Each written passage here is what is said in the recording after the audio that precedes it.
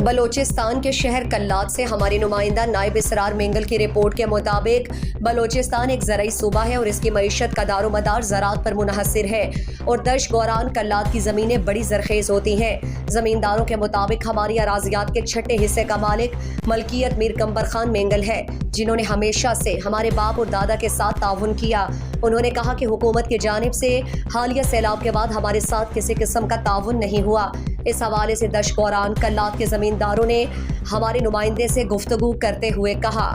تاکہ ننا دا مسئلہ مسائل آتے ہم میر کمبر خانہ شکریہ کہ نمیرائی کرنے کہ بھائی نمیمبو کنا زمیندار آتے وہ افتا حال حقیقت ممبو حال حقیقت نا مطابق کرے تو نمیا کرے دا سپاش ہے یہ لوگ کرے اندام سنے کہ ارا وقت اس کے اندن والا تس بس ننیا میر کمبر خانہ کہ ننا شاک دڑنگار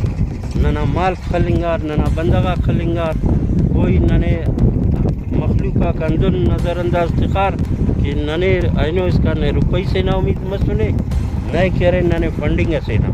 دعوات پھر مسو کا مستم کرے نو دعوات پھر مستم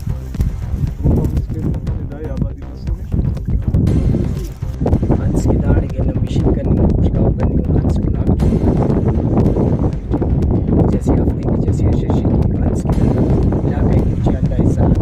اس پر چلے کی چی